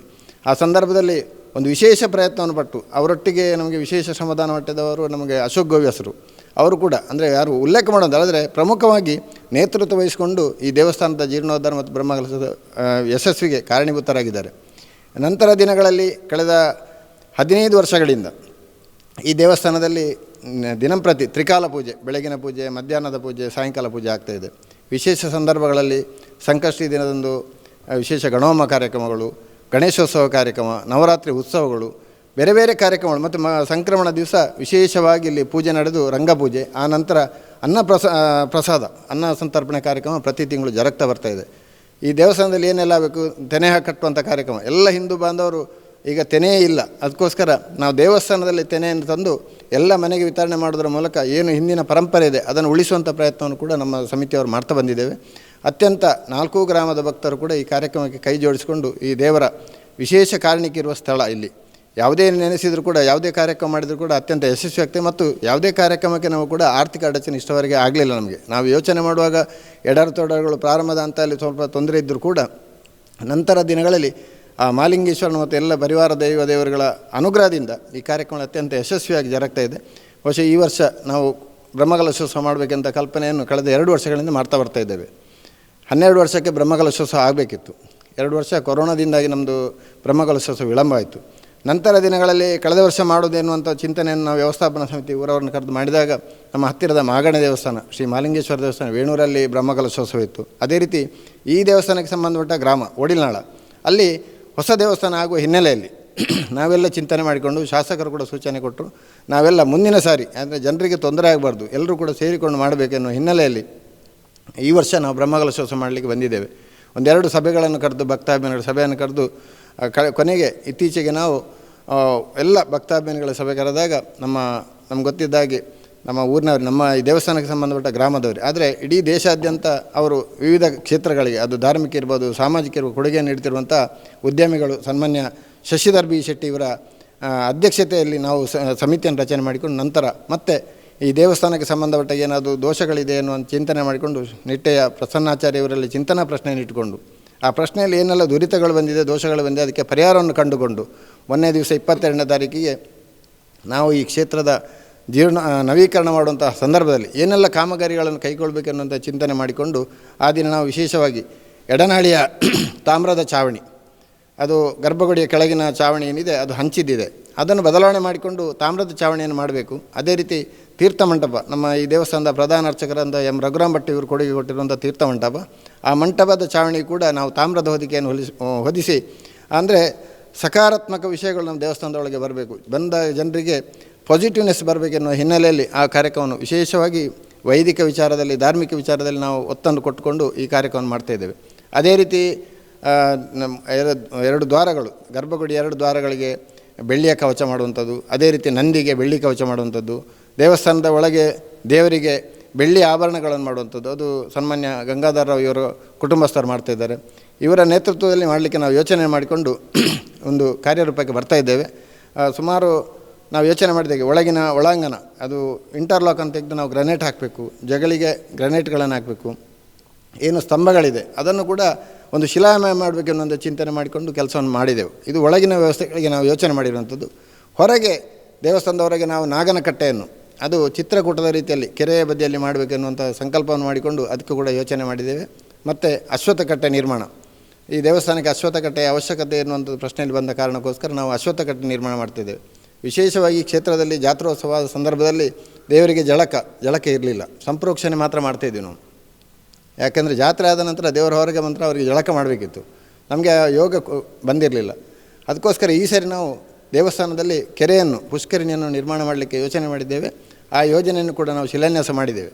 ಈ ಹಿನ್ನೆಲೆಯಲ್ಲಿ ಸುಮಾರು ವರ್ಷಗಳಿಂದ ನಮಗೆ ಏನೆಲ್ಲ ತೊಂದರೆಗಳು ಬರ್ತಾಯಿತ್ತು, ಅದು ಜಳಕೆ ಇಲ್ಲದೇ ಇರ್ಬೋದು, ಏರಲ್ಲಿ ವ್ಯತ್ಯಾಸಗಳಾಗ್ತಿದ್ದು, ಅದನ್ನೆಲ್ಲ ಸರಿ ಮಾಡುವಂಥ ವ್ಯವಸ್ಥೆಯನ್ನು ವೈದಿಕರ ಸಲಹೆಯಂತೆ ಮಾಡ್ತಾಯಿದ್ದೇವೆ. ಅದೇ ರೀತಿ ಈ ದೇವಸ್ಥಾನದ ಅರ್ಚಕರಿಗೆ ಒಂದು ಕೂತ್ಕೊಳ್ಳಿಕ್ಕೆ ವ್ಯವಸ್ಥೆ ಬೇಕು, ಅದಕ್ಕೋಸ್ಕರ ಅರ್ಚಕರ ವಸತಿ ಗೃಹ, ಅನ್ನಛತ್ರ ಮತ್ತು ಅರ್ಚಕರ ವ್ಯವಸ್ಥೆಗೆ ಊಟಕ್ಕೆ ಒಂದು ವ್ಯವಸ್ಥೆ, ಇಂಥ ವ್ಯವಸ್ಥೆಯನ್ನು ಮಾಡಿಕೊಂಡು ಅಂದಾಜು ನಾವು ಯೋಚನೆ ಮಾಡಿದಾಗೆ ಅಂದಾಜು ಹೆಚ್ಚು ಕಮ್ಮಿ 2-2.5 ಕೋಟಿ ವೆಚ್ಚದ ಅಭಿವೃದ್ಧಿ ಕಾಮಗಾರಿಗಳ ಯೋಚನೆ ಮಾಡಿಕೊಂಡು ಸುಮಾರು 3ರಿಂದ 3.5 ಕೋಟಿ ಬ್ರಹ್ಮಕಲಶದ ಖರ್ಚುಗಳು ಮತ್ತು ಮುಂದಿನಗಳಲ್ಲಿ ದುರಸ್ತಿಗಳಿದೆ ಅದನ್ನೆಲ್ಲ ಮಾಡೋ ದೃಷ್ಟಿಯಿಂದ ಒಂದು ಅಂದಾಜು 3.5 ಕೋಟಿ ವೆಚ್ಚದ ಕಾಮಗಾರಿಗಳನ್ನು ಕೈಗೊಂಡು ಈಗಾಗಲೇ ಶಿಲಾನ್ಯಾಸ ಮಾಡಿ ಕಾಮಗಾರಿ ಕೈಗೊಂಡಿದ್ದೇವೆ. ಮಾರ್ಚ್ 15ರೊಳಗೆ ಎಲ್ಲ ಕಾಮಗಾರಿಯನ್ನು ಪೂರ್ಣಗೊಳಿಸಿ ಊರ ಪರವರ ಭಕ್ತಾಭಿಮಾನಿಗಳ ಸಹಕಾರದಿಂದ ಈ ಬ್ರಹ್ಮಕಲಶ ಅತ್ಯಂತ ಯಶಸ್ವಿ ಮಾಡಬೇಕೆನ್ನುವಂಥ ಹಿನ್ನೆಲೆಯಲ್ಲಿ ನಾವು ಯೋಚನೆಯನ್ನು ಮಾಡಿದ್ದೇವೆ. ಈ ರಥೋತ್ಸವ ಏನಾದರೂ ಅಥವಾ ರಥೋತ್ಸವ ಈಗ ಯಾಕಂದರೆ ನೀವೊಂದು ಹೇಳಿದರು ಕಿರಾತ ಮೂರ್ತಿಯನ್ನು ಅಲ್ಲಿಗೆ ಕರೆದುಕೊಂಡು ಬಂದದ್ದು ಎತ್ತಿನ ಗಾಡಿಯಲ್ಲಿ, ಅವರು ಎತ್ತಿನ ಗಾಡಿಯಲ್ಲಿ ತಂದಾಗ ರಥಕ್ಕೆ ಬೆಂಕಿ ಬಿತ್ತು ಅಂತ, ಇಲ್ಲಿ ಏನಾದರೂ ರಥೋತ್ಸವದ ಯೋಚನೆಗಳು ಅಂಥದ್ದು ಏನಾದರೂ ಯೋಜನೆಗಳು ರೂಪಿಸಿದ್ದೀರಾ? ನಾವು ಈಗಾಗಲೇ ಯೋಚನೆ ಮಾಡಿರುವಂಥದ್ದು ಇಷ್ಟು ಯೋಚನೆಗಳನ್ನು ಮಾಡಿದ್ದೇವೆ. ದೇವರ ಅನುಗ್ರಹ ಯಾವ ರೀತಿ ಉಂಟು ನಮ್ಗೆ ಗೊತ್ತಿಲ್ಲ. ದೇವರು ನಮಗೆ ನಡೆಸಿಕೊಟ್ರೆ ಮುಂದಿನ ದಿನಗಳಲ್ಲಿ ಖಂಡಿತವಾಗಿ ನಮಗೆ ಪ್ರೇರಣೆ ಬಂದು ಅದನ್ನು ಮಾಡಬೇಕಂತ ಒಂದು ಹಿನ್ನೆಲೆಯಲ್ಲಿ ದೇವರು ಪ್ರೇರಣೆ ಕೊಟ್ಟು ನಮಗೆ ಮಾಡಿದಾಗ ಖಂಡಿತವಾಗಿ ಅದನ್ನು ಮಾಡಲಿಕ್ಕೆ ಮಾಡ್ತೇವೆ. ನಮಗೂ ಕೂಡ ಆ ರಥೋತ್ಸವವನ್ನು ನೋಡಿ ಕಣ್ಣು ತುಂಬಿಕೊಳ್ಳುವಂಥ ಭಾಗ್ಯ ಬರಲಿ ಅಂತ ಹೇಳುವಂಥ ದೇವರಲ್ಲಿ ಪ್ರಾರ್ಥನೆ ಮಾಡ್ತಾಯಿದ್ದೇವೆ. ವಿಶೇಷವಾಗಿ ಇನ್ನೊಂದು ಕಾರ್ಯಕ್ರಮ ಮಾಡಿರುವಂಥದ್ದು ನಾವು ಆ ಬ್ರಹ್ಮಕಲಶೋತ್ಸವದ ಮನವಿ ಪತ್ರ ವಿತರಣಾ ಕಾರ್ಯಕ್ರಮ. ನಾವು ಹೊಸ ಕಲ್ಪನೆಯೊಂದಿಗೆ ಒಂದು ಯಾವ ರೀತಿ ಅಂತ ಹೇಳಿದರೆ ನಾವು 4 ಗ್ರಾಮದ ಎಲ್ಲ ಮನೆಗಳಿಗೆ ಹೋಗಿ ಭಜನೆಯ ಮೂಲಕ ಹೋಗಿ ನಾವು ಆಮಂತ್ರಣ ಪತ್ರ ವಿತರಣೆ ಮಾಡಬೇಕಂತ ಯೋಚನೆಯನ್ನು ಸಮಿತಿಯಲ್ಲಿ ಮಾಡಿತ್ತು. ಅದನ್ನು ಪೂರ್ವವಾಗಿ ಅನೇಕ ಸಭೆಗಳನ್ನು ಕರೆದು ಆನಂತರ ಪ್ರತಿಯೊಂದು ಗ್ರಾಮಕ್ಕೆ ಸಂಚಾಲಕರನ್ನು ಮಾಡಿಕೊಂಡು ಉಪವಸತಿ ಮಟ್ಟದಲ್ಲಿ 4 ಜನ ಸಂಚಾಲಕರನ್ನು ಮಾಡಿಕೊಂಡು ಒಂದು 25 ಮನೆಗೆ ಒಬ್ಬರಂತೆ ಕಾರ್ಯಕರ್ತರನ್ನು ಜೋಡಣೆ ಮಾಡಿಕೊಂಡು ಇವತ್ತು ನಾವು 22ನೇ ತಾರೀಕಿಂದ ನಾವು ಮನೆಗೆ ದೇವರನ್ನು ಸ್ವತಃ ಇಲ್ಲಿ ದೇವಸ್ಥಾನದಲ್ಲಿ ದೇವರ ಪ್ರಧಾನ ಅರ್ಚಕರಿಂದ ಪೂಜೆಗೊಂಡಂಥ ದೇವರು, ಅದೇ ರೀತಿ ಪ್ರಧಾನ ಅರ್ಚಕರಿಂದ ನಮಗೆ ನೀಡಲ್ಪಟ್ಟಂಥ ಗಂಧ ಪ್ರಸಾದವನ್ನು ಮನವಿ ಪತ್ರದ ಮೂಲಕ ನೀಡುವುದರ ಮೂಲಕ ಒಂದು ಮನೆಯಲ್ಲಿ ಕನಿಷ್ಠ 10 ನಿಮಿಷದ ಭಜನಾ ಕಾರ್ಯಕ್ರಮ ನಡೆಸಿ, ತುಳಸಿಕಟ್ಟೆ ಎದುರು ಭಜನಾ ಕಾರ್ಯಕ್ರಮ ನಡೆಸಿ ಆನಂತರ ಪ್ರಸಾದವನ್ನು ಅಲ್ಲಿಯ ದೀಪ ಸಹಿತ ಮನೆಯೊಳಗೆ ಕರ್ಕೊಂಡೋಗಿ ಮನೆಯವರ ಹತ್ರ ಪ್ರಾರ್ಥನೆ ಮಾಡಿಕೊಂಡು ಕೊಡುವುದರ ಮೂಲಕ ನಾವು ಅತ್ಯಂತ ವೈಭವಪೂರ್ಣ ಒಂದು ರೀತಿಯಲ್ಲಿ ವಿಶೇಷ ಕಾರ್ಯಕ್ರಮ, ಅಂದರೆ ಮನೆ ಬಾಗಿಲಿಗೆ ದೇವರು ಬರುವಂಥ ಒಂದು ಕಾರ್ಯಕ್ರಮವನ್ನು ಹಂಚಿಕೊಂಡಿದ್ದೇವೆ. ಯಾಕಂದರೆ ದೇವರು ಕೂಡ ಮನೆ ಬಾಗಿಲಿಗೆ ಬಂದು ಅವರ ಭಕ್ತರ ಕಷ್ಟವನ್ನು ನೋಡಿಕೊಳ್ಬೇಕು, ಅವರ ಅಭೀಷ್ಟ ಮುಂದಿನ ದಿನಗಳಲ್ಲಿ ನಾವೆಲ್ಲ ಏನು ಕಲ್ಪನೆ ಮಾಡಿಕೊಂಡು ಹಿಂದೂ ಎಲ್ಲ ಒಂದು ಅಂತ ಹೇಳುವಂಥ ದೃಷ್ಟಿಯಿಂದ ಸಮಾಜದಲ್ಲಿ ಕೂಡ ಅವರು ಒಂದೇ ಮಟ್ಟಕ್ಕೆ ಬರುವಂಥ ಒಂದು ಪ್ರೇರಣೆಯನ್ನು ಆ ದೇವರನ್ನು ನೀಡಬೇಕೆನ್ನುವಂಥ ಹಿನ್ನೆಲೆಯಲ್ಲಿ ಕಾರ್ಯಕ್ರಮವನ್ನು ಹಮ್ಮಿಕೊಂಡಿದ್ದೇವೆ. ವಿಶೇಷವಾಗಿ ನಾವು 22 ತಾರೀಕಿಗೆ ನಾವು ಹೊರಟಿದ್ದೇವೆ ದೇವರನ್ನು ಹಿಡ್ಕೊಂಡು 15 ತಂಡಗಳಲ್ಲಿ ನಮ್ಮ ಇಡೀ 4 ಗ್ರಾಮಗಳಲ್ಲಿ ಹೊರಟಿದ್ದೇವೆ. ನಾವು ಈಗ ಯೋಚನೆ ಮಾಡಿರುವ ಹಾಗೆ ಭಜನಾ ಮಂಗಳೋತ್ಸವ ಕಾರ್ಯಕ್ರಮವನ್ನು ಏನು ದೇವರನ್ನು ಹೊರಗೆ ಸಂಚಾರಕ್ಕೆ ಕರ್ಕೊಂಡೋಗಿದೆ ಆ ದೇವರನ್ನು ವಾಪಸ್ ಕರ್ಕೊಂಡು ಬಂದು ಇಲ್ಲಿ ವಿಸರ್ಜನಾ ಪೂಜೆ ಮಂಗಳೋತ್ಸವ ಮಾಡುವಂಥ ಕಾರ್ಯಕ್ರಮವನ್ನು ಯೋಚನೆ ಮಾಡಿದ್ದೇವೆ. ಜನವರಿ ತಿಂಗಳ 14ನೇ ತಾರೀಕು ಮಕರ ಸಂಕ್ರಮಣದ ಶುಭ ದಿನದಂದು 9 ಗಂಟೆಗೆ ನಾವು ಯೋಚನೆ ಮಾಡಿರುವಂಥದ್ದು ಗುರುವಾಣಿಕೆರೆ, ಪಣಕಾಜೆ, ಮದ್ದಡ್ಕ ಮತ್ತು ಪಡಂಗಡಿ ಭಾಗದಿಂದ 4 ಕಡೆಯಿಂದ ವೈಭವಪೂರ್ಣ ಮೆರವಣಿಗೆ ಮೂಲಕ ವಿಶೇಷವಾಗಿ ನಾವು ಇವತ್ತು ಮೀಟಿಂಗಲ್ಲಿ ಸೇರುವಂಥ ಅದೇ ಉದ್ದೇಶಕ್ಕೆ ನಾವು ಆ ಮೆರವಣಿಗೆಯನ್ನು ದೇವರಿಗೆ ಪೂಜೆ ಮಾಡಿದೆ. ದೇವರಿಗೆ ಆರತಿ ಮಾಡಿರುವಂಥದ್ದು ಭಕ್ತರು ಮನೆಯವರೇ. ಆ ಪೂಜೆ ಮಾಡಿದಂಥ ದೇವರನ್ನು ನಾವು ಬರೀ ಕೈಯಲ್ಲಿ ಕರ್ಕೊಂಡು ಬರಬಾರ್ದು. ಅದಕ್ಕೋಸ್ಕರ ಹಿಂದಿನ ಕಲ್ಪನೆಯಲ್ಲಿ ಬುಳೆ ಕಾಣಿಕೆ ಅಂತ ಹೇಳ್ತಿದ್ದು, ಹೊರೆ ಕಾಣಿಕೆ. ಅದನ್ನು ಈ ಸಾರಿ ನಾವು ವಿಶೇಷವಾಗಿ ನಾಳೆ ದಿನ ಒಂದು ಮೆರವಣಿಗೆಯಲ್ಲಿ ಬರುವಾಗ ಭಕ್ತರು ಅವರವರ ಮನೆಯಲ್ಲಿ ಬೆಳೆದಂಥ, ಯಾವುದೇ ರೀತಿಯಲ್ಲಿ ಖರೀದಿ ಮಾಡಿ ಅಲ್ಲ, ಅವರವರ ಮನೆಯಲ್ಲಿ ಬೆಳೆದಂಥ ತೆಂಗಿನಕಾಯಿ ಇರ್ಬೋದು, ಅಡಿಕೆ ಇರ್ಬೋದು, ಅದನ್ನು ಸಮೇತ ದೇವರಿಗೆ ಅರ್ಪಣೆ ಮಾಡುವಂಥ ಕಾರ್ಯಕ್ರಮವನ್ನು ಜನವರಿ 14ರ ಕಾರ್ಯಕ್ರಮ ಯೋಚನೆ ಮಾಡ್ತಾಯಿದ್ದೇವೆ.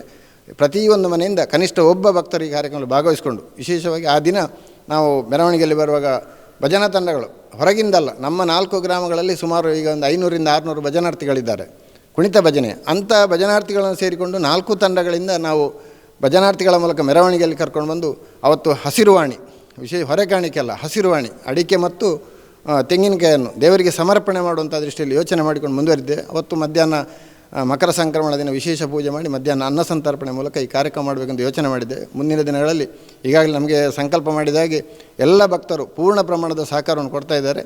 ನಮ್ಮ ಅಪೇಕ್ಷೆ ಇರುವಂಥದ್ದು ಈ ಕ್ಷೇತ್ರದ ಮಹಿಮೆಯನ್ನು ಒಂದು ಹೇಳಬೇಕಾಗುತ್ತೆ. ಯಾಕಂದರೆ ಇಲ್ಲಿ ವಿಶೇಷ ಏನು ಕಾರಣಕ್ಕೆ ಅಂತ ಹೇಳಿದರೆ, ಈ ದೇವಸ್ಥಾನದಲ್ಲಿ ವಿಶೇಷವಾಗಿ ದಂಪತಿಗಳು ಬಂದು 8 ರೂಪಾಯಿ ಕಾಣಿಕೆಯನ್ನು ಹಿಡ್ಕೊಂಡು ಪ್ರಾರ್ಥನೆ ಮಾಡಿದಾಗ ಅವರಿಗೆ ಸಂತಾನ ಭಾಗ್ಯ ಬಂದಿದೆ ಅಂತ ಹೇಳುವಂಥ ಒಂದು ಇತಿಹಾಸವನ್ನು ನಾವು ತಿಳ್ಕೊಂಡಿದ್ದೇವೆ. ಅದಕ್ಕೋಸ್ಕರ ಈ ಕ್ಷೇತ್ರದಲ್ಲಿ ಬರುವಂಥ ಭಕ್ತರ ಸಂಖ್ಯೆ ದಿನದಿಂದ ದಿನಕ್ಕೆ ಬರೀ 4 ಗ್ರಾಮದವರು ಅಂತಲ್ಲ, ಹೊರಗಿನ ಗ್ರಾಮದವರು ಕೂಡ ಬಂದು ಕೃತಾರ್ಥರಾಗ್ತಿದ್ದಾರೆ. ಅವರ ಏನು ಅಭಿಷ್ಟಗಳಿದೆ ಅದನ್ನು ಮಾಲಿಂಗೇಶ್ವರ ದೇವರು ಮತ್ತು ಪರಿವಾರ ದೇವರುಗಳು ಈಡೇರಿಸ್ತಾ ಇದ್ದಾರೆ. ಆ ಹಿನ್ನೆಲೆಯಲ್ಲಿ ನಮ್ಮ ಏಪ್ರಿಲ್ 7ರಿಂದ 12ರವರೆಗೆ ನಡೆದ ಬ್ರಹ್ಮಕಲಶೋತ್ಸವ, 12ರಿಂದ 17ರವರೆಗೆ ನಡೆಯುವಂಥ ಜಾತ್ರಾ ಮಹೋತ್ಸವಕ್ಕೆ ಎಲ್ಲ ಭಕ್ತರು ಸಹಕಾರ ನೀಡಬೇಕು. ಈ ಕಾರ್ಯಕ್ರಮವನ್ನು ಅತ್ಯಂತ ಅರ್ಥಗರ್ಭಿತವಾಗಿ ವೈದಿಕ ವಿಧಿವಿಧಾನಗಳೊಂದಿಗೆ ಮಾಡಬೇಕೆನ್ನುವಂಥ ಕಲ್ಪನೆಗೆ ಎಲ್ಲ ಭಕ್ತರು ಸಹಕಾರ ಕೊಡಬೇಕು ಅಂತ ವಿನಂತಿಯನ್ನು ಮಾಡ್ತಿದ್ದೆ.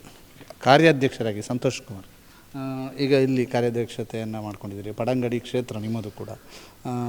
ಈ ಕ್ಷೇತ್ರದ ಜೊತೆಗಿನ ಒಡನಾಟ ಮತ್ತು ಈ ಕ್ಷೇತ್ರದ ದೇವರನ್ನು ನಂಬಿದ ನಂತರ ನಿಮ್ಮ ಬದುಕಲ್ಲಾದಂಥ ಬದಲಾವಣೆಗಳ ಬಗ್ಗೆ ಏನು ಹೇಳ್ತೀರಿ? ಇಲ್ಲಿದ್ದು ವಿಶೇಷ ಅಂತ ಹೇಳಿದರೆ, ಈ ದೇವಸ್ಥಾನ 4 ಗ್ರಾಮಕ್ಕೆ ಸಂಬಂಧಪಟ್ಟಂಥ ದೇವಸ್ಥಾನ. ಈ ದೇವಸ್ಥಾನದಲ್ಲಿ 4 ಗ್ರಾಮದ ಭಕ್ತರು ಕೂಡ ಒಂದು ಕಡೆಯಲ್ಲಿ ಸೇರ್ತಾರೆ. 4 ಗ್ರಾಮದ ಭಕ್ತರು ಕೂಡ ಒಳ್ಳೆಯ ರೀತಿಯಿಂದ ಶ್ರದ್ಧೆಯಿಂದ ಇಲ್ಲಿಯ ದೇವರನ್ನು ನಂಬ್ತಾರೆ. ಮುಖ್ಯವಾಗಿ ನಮ್ಮ ಪಡಂಗಡಿ ಮತ್ತು ಬಾಕಿಯ 3 ಗ್ರಾಮಗಳಲ್ಲಿ ಒಂದು ಪದ್ಧತಿ ಇದೆ. ಏನಂತ ಹೇಳಿದರೆ, ಯಾವುದು ಕೆಲಸವನ್ನು ಮಾಡಬೇಕಾದರೂ ಕೂಡ ನಾವು ಓಡಿಲು ಮಾಲಿಂಗೇಶ್ವರ ದೇವರನ್ನು ನೆನೆಸ್ಕೊಂಡು ನಾವು ಹೋಗ್ತೇವೆ. ಹೋಗುವಾಗ ಎಲ್ಲ ಕೆಲಸಗಳು ಕೂಡ ಅವರ ಇಷ್ಟಾರ್ಥವನ್ನು ನೆರವೇರಿಸಿಕೊಡ್ತಾರೆ.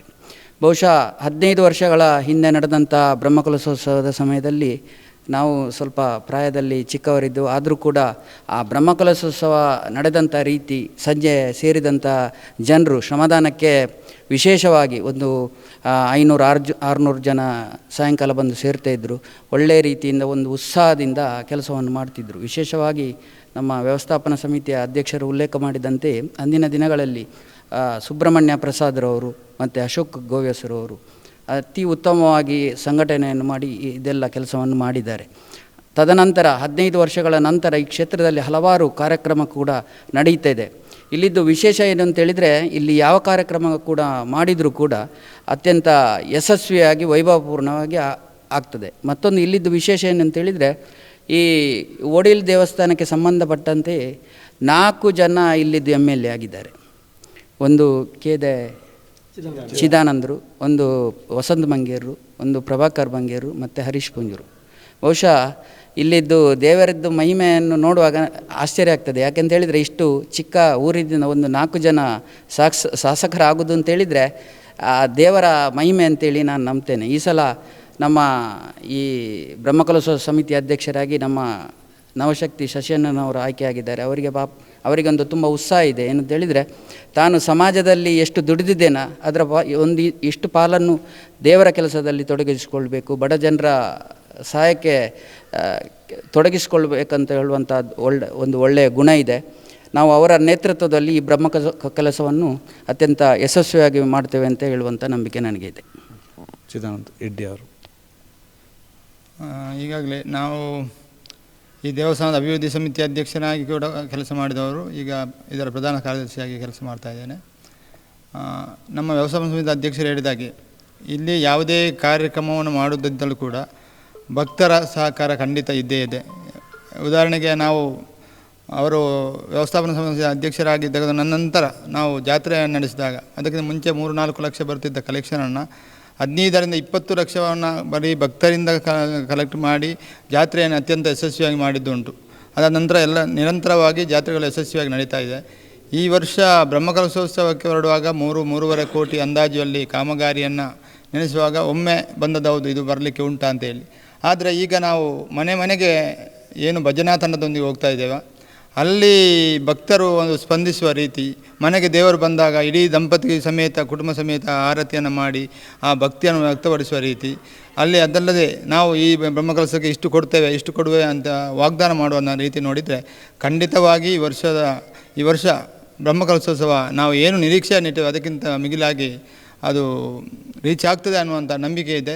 ಅದಲ್ಲದೆ ಈಗಾಗಲೇ ನಾವು ಸಮಿತಿಯನ್ನು ಮಾಡಿದ್ದೇವೆ, ಉಪಸಮಿತಿಗಳು ಇನ್ನೂ ಆಗಲಿಕ್ಕೆ ಉಂಟು. ಈಗಾಗಲೇ ಇರುವ ಸಮಿತಿಯಲ್ಲಿ ಕೂಡ ಇಷ್ಟು ಉತ್ಸಾಹದಿಂದ ಕಾರ್ಯಕ್ರಮದಲ್ಲಿ ಭಾಗವಹಿಸುತ್ತಿದ್ದಾರೆ. ಇನ್ನು ಮುಂದೆ ನಡೆಯತಕ್ಕಂಥ ಬ್ರಹ್ಮಕಲಶೋತ್ಸವ ಅತ್ಯಂತ ಯಶಸ್ವಿಯಾಗ್ತದೆ ಅನ್ನೋ ನಂಬಿಕೆ ಉಂಟು ನನಗೆ. ಅದಲ್ಲದೆ ಸಸ್ಯನ್ನವರ ಒಂದು ಅವರು ನಮಗೆ ಈ ಬ್ರಹ್ಮಕಲಶೋತ್ಸವ ಸಮಿತಿ ಅಧ್ಯಕ್ಷರು ಯಾರು ಆಗುವುದು ಸಸ್ಯನ್ನ ಆಗಬೇಕು ಅನ್ನೋ ಒಂದು ಆಸೆ ಇತ್ತು. ನಿರಂತರ 2-3 ಮೀಟಿಂಗಲ್ಲಿ ಅವರ ಹೆಸರು ಪ್ರಸ್ತಾವ ಬಂದಾಗ ಕೂಡ ನಮಗೆ ಅವರಲ್ಲಿ ಮಾತಾಡಲಿಕ್ಕೆ ಹೋಗಲಿಕ್ಕೆ ಅವರು ಒಪ್ಪಿಕೊಳ್ಳಿಕ್ಕಿಲ್ಲ ಅನ್ನೋ ಒಂದು ಮನಸ್ಸಲ್ಲಿ ಬರ್ತಿತ್ತು. ಆದರೆ ಅವರು ತುಂಬ ಒಂದು ಉತ್ಸಾಹದಿಂದ ನಮ್ಮ ಊರಿನ ದೇವಸ್ಥಾನ ಯಾಕೆಂದರೆ ಈಗಾಗಲೇ ತಾಲೂಕಿನಾದ್ಯಂತ ನಿಮಗೆ ಗೊತ್ತು, ನೀವು ವರದಿ ಮಾಡಿದ್ದೀರಿ, ತಾಲೂಕಿನಲ್ಲಿರುವ ಹಲವಾರು ದೇವಸ್ಥಾನಗಳಿಗೆ ಅವರೊಂದು ಕೊಡುಗೆ ಮಹತ್ತರವಾದದ್ದು. ಅದಲ್ಲದೆ ಈ ವರ್ಷ ನಮ್ಮ ಊರಿನ ಈ ಬ್ರಹ್ಮಕಲಶೋತ್ಸವ ಸಮಿತಿ ಅಧ್ಯಕ್ಷರಾಗಿ ಅವರ ಕಲ್ಪನೆಯೊಂದಿಗೆ, ಅವರ ಕಲ್ಪನೆ ಅದ್ಭುತವಾದ ಕಲ್ಪನೆ, ಪ್ರತಿಯೊಂದು ಕೂಡ ಅದ್ಭುತವಾದ ಕಲ್ಪನೆಯೊಂದಿಗೆ ಅವರು ಕಾರ್ಯವನ್ನು ನಿರ್ವಹಿಸ್ತಾ ಇದ್ದಾರೆ. ಅವರ ಮುಂದಾಳತ್ವದಲ್ಲಿ ಈ ಬ್ರಹ್ಮಕಲಶೋತ್ಸವ ಅತ್ಯಂತ ಯಶಸ್ವಿಯಾಗ್ತದೆ ಅನ್ನುವ ನಂಬಿಕೆ ಇದೆ.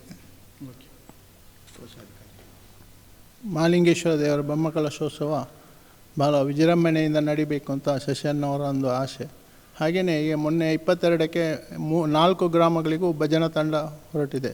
ದೇವರ ಒಂದು ಸಾನ್ನಿಧ್ಯ ಪ್ರತಿಯೊಂದು ಮನೆಯಲ್ಲಿ ಆಗಬೇಕು ಎನ್ನುವ ಉದ್ದೇಶದಿಂದ ವಿಶೇಷವಾಗಿ ಅದಕ್ಕೆ ಪ್ರಭಾವಳಿ ಎಲ್ಲ ನಿರ್ಮಾಣ ಮಾಡಿ ಅದನ್ನು ಆ ರೀತಿಯಲ್ಲಿ ಕಲಿಸುವಂಥ ಒಂದು ಇದನ್ನು ಚಿಂತನೆಯನ್ನು ಮಾಡಿದರು.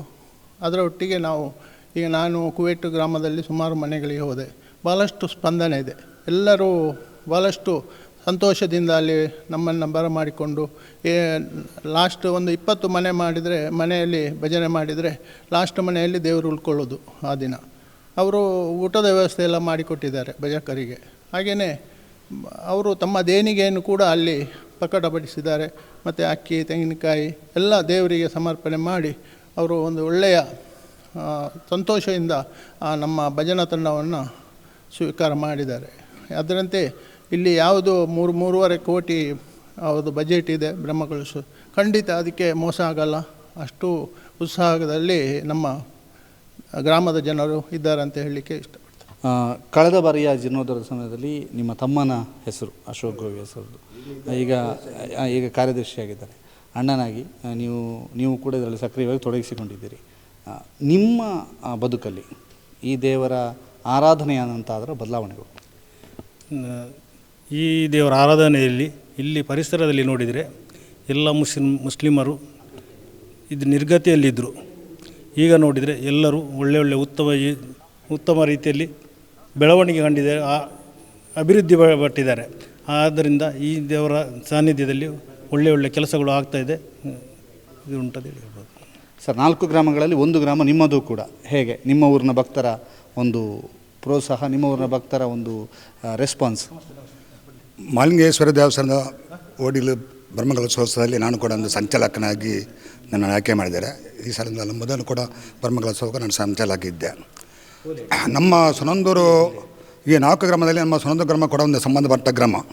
ಇದರಲ್ಲಿ ನಮ್ಮ ಗ್ರಾಮದಲ್ಲಿ ಎಲ್ಲ ಗ್ರಾಮದಲ್ಲಿ ಬೇರೆ ಬೇರೆ ಥರದ ದೇವಸ್ಥಾನಗಳೆಲ್ಲ ಇದೆ. ನಮ್ಮ ಸುನಂದೂರು ಗ್ರಾಮಕ್ಕೆ ದೇವಸ್ಥಾನ ಎಂಬುದು ಇರುವುದಾದರೆ ಒಂದು ಓಡಿನ ದೇವಸ್ಥಾನ ಮಾತ್ರ ಇದು. ನಾವು ಈ ಸಲ ಈ ಭಜನೆ ನೇತೃತ್ವವನ್ನು ನಾನು ಸಂಚಾಲಕನಾಗಿ ಅದರ ನೇತೃತ್ವ ವಹಿಸಿಕೊಂಡು ಪ್ರತಿಯೊಂದು ಮನೆಗೆ ಹೋಗ್ತಾ ಇದ್ದೇನೆ. ಹೋಗುವಾಗ ನಾನು ಇದಕ್ಕಿಂತ ಮೊದಲು ಇದಕ್ಕಿಂತ ಈ ಸಲ ಜಾಸ್ತಿ ಪ್ರೋತ್ಸಾಹ ಕೊಡ್ತಾರೆ. ಇದಕ್ಕೆ ಕಾರಣ ಏನಂತ ಹೇಳಿದರೆ, ನಮ್ಮ ಈ ದೇವರ ಮಹಾಲಿಂಗೇಶ್ವರ ದೇವರು ಅವರಿಗೆ ಬೇಕಾದ ಜನಗಳನ್ನು ಅವರೇ ಆಯ್ಕೆ ಮಾಡಿಕೊಂಡು ಸಮಿತಿ ಮಾಡಿಕೊಂಡಿದ್ದಾರೆ. ಇದಕ್ಕೊಂದು ಉದಾಹರಣೆ ಏನೆಂದರೆ ಅದೇ ಸಾಕ್ಷಿ ಮಹಾಲಿಂಗೇಶ್ವರ ದೇವರೇ. ಶಶಿಧರ ಶೆಟ್ಟರು ಇದಕ್ಕೆ ಅಧ್ಯಕ್ಷ ಆದರು, ಮತ್ತು ನಮ್ಮ ವ್ಯವಸ್ಥಾನ ಸಮಿತಿ ಉಪ್ಪಡಕ ಇವರು ಅಧ್ಯಕ್ಷರಾಗಿದ್ದಾರೆ, ಮತ್ತು ಕಾರ್ಯಾಧ್ಯಕ್ಷರಾಗಿ ನಮ್ಮ ಸಂತೋಷನ ಇದ್ದಾರೆ. ಎಲ್ಲ ಸಮಿತಿಯವರು ಒಂದು ಸಜ್ಜನ ವ್ಯಕ್ತಿತ್ವ ವಹಿಸಿಕೊಂಡವರು ಜವಾಬ್ದಾರಿ. ಇವರಿಂದಾಗಿ ನಮ್ಮ ಈ ದೇವರು ಎಲ್ಲರಿಗೂ ಒಂದು ಉತ್ಸವದ ಇದು ಕೊಟ್ಟಿದ್ದಾರೆ. ನಮ್ಮ ಗ್ರಾಮದಲ್ಲಿ ನಾವು ಭಜನೆಗೆ ಹೋಗುವಾಗ ಮೊದಲೆಲ್ಲ ಬಾರಿ ಒಂದು ಥರ ಮಾಡಿಕೊಂಡಿದ್ದಾರೆ. ಈ ಸಲ ಭಾಳ ಉಲ್ಲಾಸದಿಂದ ಅಲ್ಲಿ ಹೋಗುವಾಗ ಇದು ಬೆಳ್ಸಿಗೆ ಹಾಕಿ ತೆಂಗಿನಕಾಯಿ ಇಟ್ಟು ಮತ್ತು ನಮ್ಮಿಂದ ಏನೆಲ್ಲ ಆಗಬೇಕಂತ ಹೇಳುವಾಗ ನಾನು ಏನು ಮಾಡೋದು ಬೇಡ, ಪಾನಕ ಬೇಡ, ಅವಲಕ್ಕಿ ಬೇಡ, ನಮಗೆ ಟೈಮ್ ಇರೋದಿಲ್ಲ, ಒಂದು 10 ಮಿನಿಟ್ ಟೈಮ್ ಕೊಟ್ಟಿದ್ದಾರೆ. ಇಷ್ಟು ನಮಗೆ ಟೈಮ್ ಇರೋದು, ಬೇಗ ಕಲಿಸ್ಬೇಕಂತ ಹೇಳೋದಕ್ಕೆ ಅವರು ನಮ್ಮಿಂದ ಏನು ಆಗಬೇಕಂತ ಭಾರಿ ಉಲ್ಲಾಸದಿಂದ ಹೇಳ್ತಾ ಇದ್ದಾರೆ. ನೀವು ಒಂದು ಪುಸ್ತಕದಲ್ಲಿ ನಮಗೆ ಬರೀಲಿಕ್ಕೆ ಕೊಡಿ, ನಿಮ್ಮ ನೀವು ಕೊಡುವ ಇದನ್ನು, ಮತ್ತು ನೀವು ಏಪ್ರಿಲ್ 12 ತಾರೀಕಿನ ಒಳಗೆ ಅದು ಮುಟ್ಟಿದ್ರೆ ಸಾಕು. ಮತ್ತು ನಮಗೆ ಶಸ್ತ್ರ ಸೆಟ್ಟು ಹೇಳಿದ್ರೆ ದೊಡ್ಡ ಹೊರೆ ಮಾಡಿ ಯಾರ ಹತ್ರ ಕೇಳಿಬೇಡ ಅಂತ. ಇದು ನಾವು ಹೊರೆ ಮಾಡದೆ ಅವರೇ ದೊಡ್ಡ ಹೊರೆ ಮಾಡಿಕೊಂಡು ನಮಗೆ ಕೊಡ್ತಾ ಇದ್ದಾರೆ. ಇದೊಂದು ಸಂತೋಷ ವಿಷಯ. ಆದ್ದರಿಂದ ಈ ಸಲ ಸಮಿತಿಯಿಂದ ಆಗಲಿ ಎಲ್ಲರ ಇದರಿಂದಾಗಲಿ ಊರಿನ ಜನಗಳಿಗೆ ಧೈರ್ಯ ಬಂದಿದೆ, ಒಳ್ಳೆ ರೀತಿಯಲ್ಲಿ ಆಗ್ತದೆ ಅಂತ ದೇವಿಯವರ ಸಂಕಲ್ಪ ಇದೆ. ಅದನ್ನು ಒಳ್ಳೆ ರೀತಿಯಲ್ಲಿ ಆಗ್ತದೆ ಅಂತ ನಾವೊಂದು ನಂಬಲಿಕ್ಕೆ ಅಷ್ಟೇ. ನಾನು ಕೂಡ ಈ ಪಡಂಗಡಿ 2ನೇ ಬೂತಿನ ಸಂಚಾಲಕರು.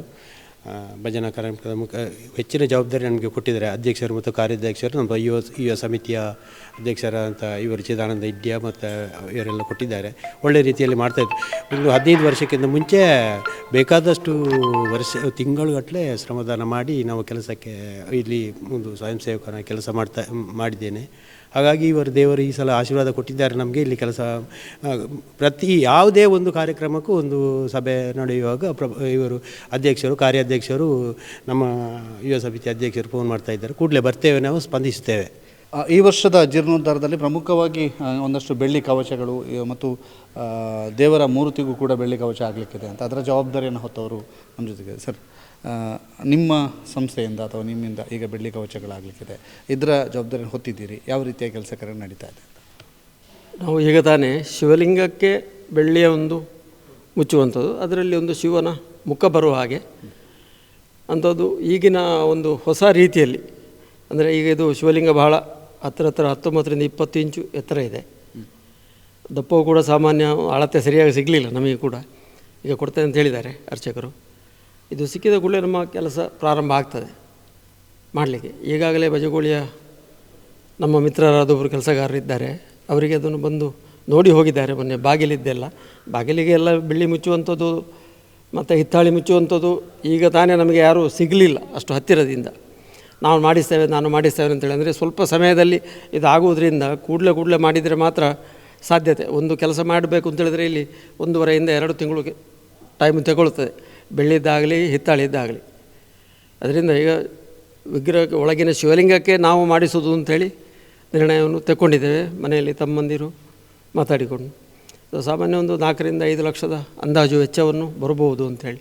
ಅಂದರೆ ಮಾಡಿದ ಮೇಲೆ ಅದು ಬರೀ ತೆಳುವಾಗಿ ಮಾಡಿದರೆ ಮುಟ್ಟುವಾಗ ತೆಗೆಯುವಾಗ ಮುದ್ದೆ ಆಗ್ತದೆ. ಆ ರೀತಿ ಆಗದ ರೀತಿಯಲ್ಲಿ ಯಾವತ್ತೂ ಶಾಶ್ವತವಾಗಿ ಇರಬೇಕು ಅಂಥೇಳಿ ಆ ಒಂದು ಒಳ್ಳೆಯ ರೀತಿಯಲ್ಲಿ ಮಾಡೋದು ಅಂಥೇಳಿ ನಿರ್ಣಯ ಮಾಡಿದ್ದೇವೆ. ಹಾಗೆ ನಾನು ಬಹಳ ಹಿಂದಿನ ಮೊದಲ 81ನೇ ಇಸವಿಯಿಂದ ನಾವು ಈ ದೇವಸ್ಥಾನದಲ್ಲಿ ಒಟ್ಟಿಗೆ ಇದ್ದೇವೆ. ಅಂದರೆ ಈ ಅರ್ಚಕರು ನನಗೆ ಮಾವ, ನನ್ನ ತಾಯಿಯ ತಮ್ಮ. ಅದರಿಂದ ನನಗೆ ಇಲ್ಲಿಗೆ ಬರುವಂಥ ಒಂದು ಸುಸಂದರ್ಭ ಬಂದಿದೆ. ಎಲ್ಲ ಕಳೆದ ಬ್ರಹ್ಮಕಲಶ, ಅದರಿಂದ ಯಾವುದೇ ಎಲ್ಲ ಕೆಲಸಗಳಲ್ಲಿ ಕೂಡ ಭಾಗಿಯಾಗಲಿಕ್ಕೆ ನಮಗೆ ಮಹಾಲಿಂಗೇಶ್ವರ ಅವಕಾಶವನ್ನು ಕೊಟ್ಟಿದ್ದಾರೆ. ಅದುವೇ ನಮ್ಮ ಪುಣ್ಯ ಅಂತ ಹೇಳ್ತೇವೆ. ಯಾಕಂದರೆ ಜೀವನದಲ್ಲಿ ನಾವು ಏನು ಮಾಡಬೇಕೋ ದೇವರ ಕೆಲಸವನ್ನು ಖಂಡಿತವಾಗಿ ನಾವು ಮಾಡಬೇಕು. ಅದಕ್ಕೆ ಅವಕಾಶ ಅಂಥೇಳಿ ಇರ್ತದೆ, ಯಾವ ರೀತಿಯಿಂದ ಅಂಥೇಳಿ. ಅದರಿಂದ ನನ್ನ ತಾಯಿಯ ತಮ್ಮ ಇಲ್ಲಿ ಅರ್ಚಕರಾಗಿರುವುದರಿಂದ ಎಲ್ಲ ರೀತಿಯಲ್ಲಿ ನಮಗೆ ಅವಕಾಶವನ್ನು ಒದಗಿಸಿಕೊಟ್ಟಿದ್ದಾರೆ. ಇಲ್ಲಿ ಕೆಲವು ಸೇವೆಗಳಿಗೆ ಹಾಗೆ ಆಗಬೇಕು ಹೀಗೆ ಆಗಬೇಕು ಎಂಬಂಥ ಸೇವೆಗಳಲ್ಲಿ ಕೂಡ ನಾನು ತೊಡಗಿಸಿಕೊಂಡು ಕೆಲಸವನ್ನು ಮಾಡಿದ್ದೇವೆ. ಕಳೆದ ಬ್ರಹ್ಮಕಲಶದಲ್ಲಿ ಕೂಡ ಒಂದು ಕಮಿಟಿ ಇತ್ತು, ಆ ಕಮಿಟಿಯಲ್ಲಿ ನಾವು ಕೆಲಸ ಮಾಡಿದ್ದೇವೆ. ಆನಂತರ ಇನ್ನೊಂದು ಕಮಿಟಿ ಬಂತು, ಅದಕ್ಕೆ ನಾವೇನು ಮಾಡುವ ಹಾಗಿಲ್ಲ. ಒಂದು ಗ್ರಾಮದಲ್ಲಿ 2 ರೀತಿಯ ಭಿನ್ನ ಅಭಿಪ್ರಾಯಗಳಿರ್ತದೆ. ಆ ರಾಜಕೀಯವಾಗಿ ಒಂದು ಕಮಿಟಿಯಲ್ಲಿ ಒಬ್ಬರಿದ್ದರೆ ಇನ್ನೊಂದು ಕಮಿಟಿಯಲ್ಲಿ ಇನ್ನೊಬ್ಬರು ಬರ್ತಾರೆ. ಆದರೆ ಎಲ್ಲ ಕಮಿಟಿಯವರ ಒಟ್ಟಿಗೆ ನಾನು ಕೆಲಸ ಮಾಡಿದವ. ಅದು ಆ ಮಹಾಲಿಂಗೇಶ್ವರ ನಮಗೆ ಒದಗಿಸಿಕೊಟ್ಟಿದ್ದಾನೆ. ಅದರಿಂದ ಆ ಮಹಾಲಿಂಗೇಶ್ವರ ಮುಂದಕ್ಕೂ ಕೂಡ ಇಲ್ಲಿ ಈ ಗ್ರಾಮಕ್ಕೆ ಒಳಿತನ್ನು ಮಾಡಲಿ ಅಂತ ಹೇಳ್ತಾ ನನ್ನ 2 ಮಾತನ್ನು ಗುಣಗೊಳಿಸ್ತೀನಿ. ಈ ಕ್ಷೇತ್ರವನ್ನು ನಂಬಿದವರು, ಈ ಕ್ಷೇತ್ರದಲ್ಲಿ ಆರಾಧನೆ ಮಾಡಿದವರು ಬೆಳ್ತಂಗಡಿ ತಾಲೂಕಿನ ನಾಯಕರಾಗಿ ಮೆರೆದಿದ್ದಾರೆ. ಅದಕ್ಕೆ ಸಾಕ್ಷಿ ಇಲ್ಲಿ 4 ಶಾಸಕರಾಗಿದ್ದಾರೆ. ಇಲ್ಲಿ ಬಂದು ಬೇಡಿಕೊಂಡು ಹೋದವರಿಗೆ ಅತಿ ಶೀಘ್ರ ಮದುವೆಗಳಾಗಿವೆ. ಇಲ್ಲಿ ಬಂದು ಬೇಡಿದವರಿಗೆ ಸಂತಾನ ಪ್ರಾಪ್ತಿಯಾಗಿದೆ. ಹೀಗೆ ಹಲವಾರು ನಿದರ್ಶನಗಳಿಗೆ ಸಾಕ್ಷಿಯಾಗಿರುವಂತಹ ಕ್ಷೇತ್ರ ಶ್ರೀ ಕ್ಷೇತ್ರ ಒಡಿಲ್ನ ಮಹಾಲಿಂಗೇಶ್ವರ ಕ್ಷೇತ್ರ. ಈ ಕ್ಷೇತ್ರದ ಜೀರ್ಣೋದ್ಧಾರದ ಕಾರ್ಯ ಹೇಗಾಗ್ತಾ ಇದೆ ಅನ್ನುವಂತಹದನ್ನು ನಿಮಗೆ ತೋರಿಸುವಂಥ ಪುಟ್ಟ ಪ್ರಯತ್ನವನ್ನು ಮಾಡಿದ್ದೀವಿ. ಮುಂದಿನ ದಿನಗಳಲ್ಲಿ ಕ್ಷೇತ್ರದಲ್ಲಿ ಆಗುವಂತಹ ಕೆಲಸ ಕಾರ್ಯಗಳ ಸಂಪೂರ್ಣ ಅಪ್ಡೇಟನ್ನು ಸುದ್ದಿ ನ್ಯೂಸ್ ಕೊಡ್ತಾ ಇರುತ್ತೆ. ಜಾರಪ್ಪ ಸಂದೀಪ್ ಮತ್ತು ಪಂಚೇಶ್ ಚಾರ್ಮಾಡಿ ಜೊತೆಗೆ ದಾಮೋದರ ದುಂಡೋಲೆ, ಸುದ್ದಿ ನ್ಯೂಸ್, ಒಡಿಲು, ಪಡಂಗಡಿ.